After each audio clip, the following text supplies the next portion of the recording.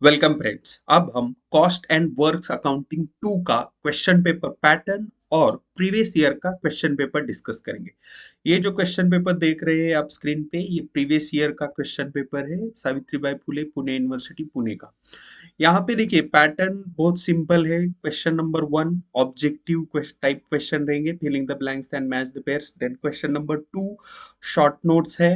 Then question number 3 पे practical problem है, accounting on overheads.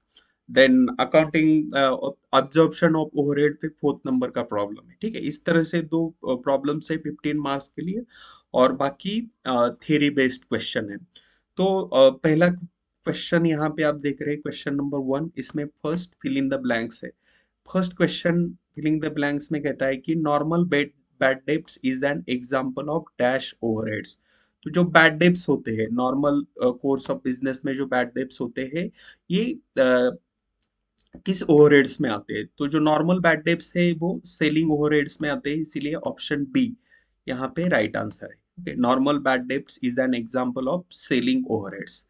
Then next question, second question है the cost accounting standard board develops.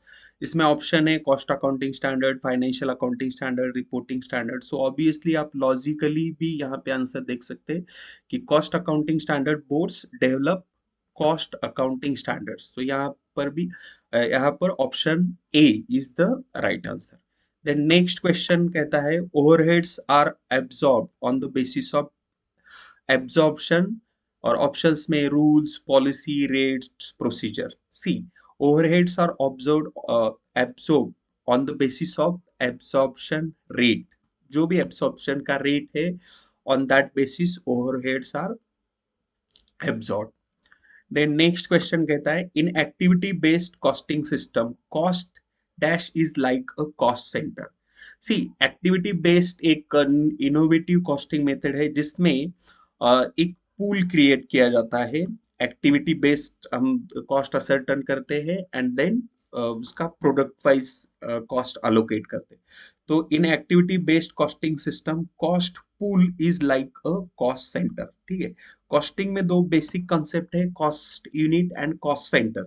So cost unit is basically the unit, okay, of any product or service where cost is ascertained, and cost center is a place, location, कुछ भी हो सकता है। तो activity based cost में pool, cost pool is like a cost centre. ठीक है, then next question है as per cost accounting standard 15 dash overheads comprises selling overheads and distribution overheads.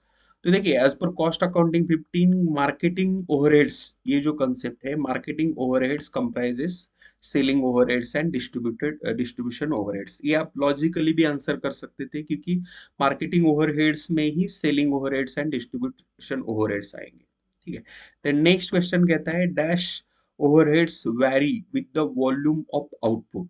मतलब आउटपुट इंक्रीज हुआ तो ये ओवरहेड्स भी इंक्रीज होते हैं, और आउटपुट डिक्रीज हुआ तो ये वेरिएबल डिक्रीज होते हैं। तो ऐसे ओवरहेड्स को हम क्या कहते हैं? Variable overheads which vary with the volume of production और वॉल्यूम ऑफ आउटपुट। सो यहाँ पे option A is the right answer, that is variable overheads vary with the volume of output. ठीक है, ये हो गए फिल इन द ब्लैंक्स, आपको 6 में से 5 अटेम्प्ट करने। Then next B match the pairs. इसमें देखिए cost accounting standard 11, cost accounting standard 3, इस पे क्वेश्चन है। अभी इसके अगर टाइटल आपको अच्छी तरह से याद है सारे कॉस्ट अकाउंटिंग स्टैंडर्ड्स के, तो आप इसके आंसर इजीली दे सकते हैं। अभी देखिए फर्स्ट कॉस्ट अकाउंटिंग स्टैंडर्ड 11, ये इसका टाइटल है एडमिनिस्ट्रेटिव ओवरहेड्स। जो भी एडमिनिस्ट्रेटिव ओवरहेड्स है उसके लिए ये कॉस्ट अकाउंटिंग स्टैंडर्ड 11 है। देन कॉस्ट अकाउंटिंग स्टैंडर्ड 3, इसका टाइटल है production and operations overhead. Okay, cost accounting standard 11 administrative overheads, cost accounting standard 3 production and operations overheads. तो अब तक देखिए कॉस्ट अकाउंटिंग स्टैंडर्ड पे 3 ऑब्जेक्टिव क्वेश्चंस आए, और इस पे शॉर्ट नोट में भी क्वेश्चन आता है। तो आप अगर कॉस्ट अकाउंटिंग स्टैंडर्ड्स को थोड़े उनके टाइटल भी रीड करेंगे तो एटलीस्ट आपको ऑब्जेक्टिव में तो हेल्प हो सकती है। उसके बाद नेक्स्ट पॉइंट है 3rd नंबर का, कॉस्ट सर्विस कॉस्ट। तो ये basically cost, service cost is for providing a service. Okay, service provide करने के लिए हम सर्विस कॉस्ट इनकर करते हैं। Then research cost, basically research cost is treated as improved product cost. Okay, product को improve करने के लिए रिसर्च कॉस्ट हम इनकर करते हैं। Then fix overheads, so these overheads remains fix irrespective of the volume of production, मतलब they are unaffected by variations in output. Okay, तो इसीलिए उसका मैच द पेयर्स में आएगा fix overheads unaffected by variations. देखिए फिर एक बार मैच द फॉलोइंग देखिए, cost accounting standard 11 administrative overheads, cost accounting standard 3 production and operations overhead, then service cost for providing a service, then research cost, improved product, and fixed overheads, they are unaffected by the variations। ठीक है, इसके बाद next question है short note पे, you have to write 2 short notes out of 4। अभी इसमें first short note देखिए, cost accounting standard पे ही है first short note. So cost accounting standard पे आप शॉर्ट नोट कैसे लिख सकते हैं कि जैसे अकाउंटिंग स्टैंडर्ड्स है वैसे ही कॉस्ट अकाउंटिंग स्टैंडर्ड का पर्पस क्या है, टू प्रोवाइड गाइडलाइंस और framework for the cost accounting purpose. Okay, so cost accounting standards give the guidelines. पहले हम इसमें आप इंट्रोडक्टरी पार्ट में लिखे कि cost accounting standards are issued by the cost accounting standards board। और यहाँ पे देखिए ऑब्जेक्टिव नंबर 2 में था ना, cost accounting standard board develops the cost accounting standards in India.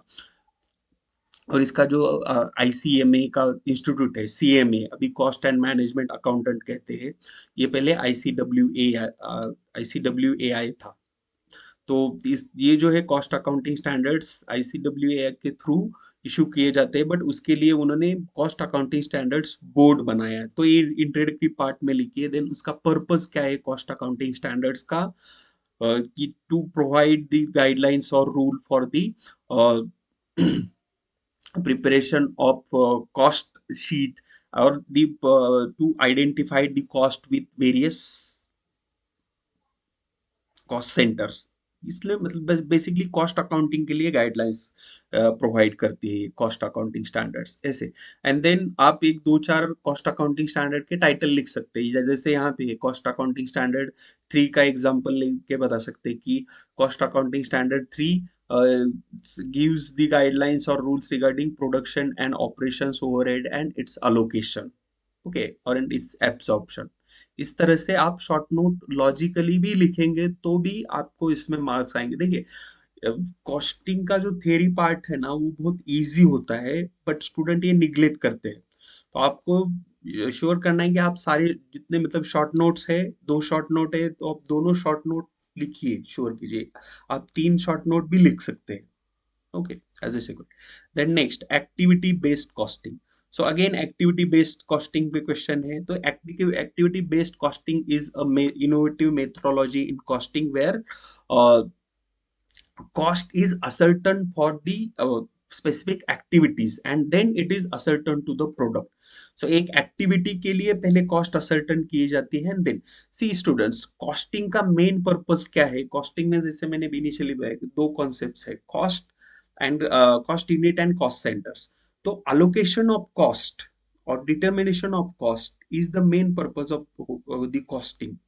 Okay, तो इसमें वही activity based costing innovative method है। इसमें क्या किया जाता है, एक्टिविटी बेस्ड स्पेसिफिक एक्टिविटी की कॉस्ट असर्टेन की जाती है and then that cost is ascertain to the specific product. ठीक है, इस तरह से आप एक्टिविटी बेस्ड कॉस्टिंग पे शॉर्ट नोट लिख सकते हैं। Then overheads and its types, तो इस पे आप बहुत डिटेल में लिख सकते हैं कि ओवरहेड्स का मीनिंग डेफिनेशन लिखना है, देन उसके टाइप्स लिखने हैं। सो ओवरहेड के बहुत सारे टाइप्स है, आप उसमें से 2 कैटेगरी के बेस पे भी क्लासिफिकेशन लिख सकते हैं तो भी हो जाएगा।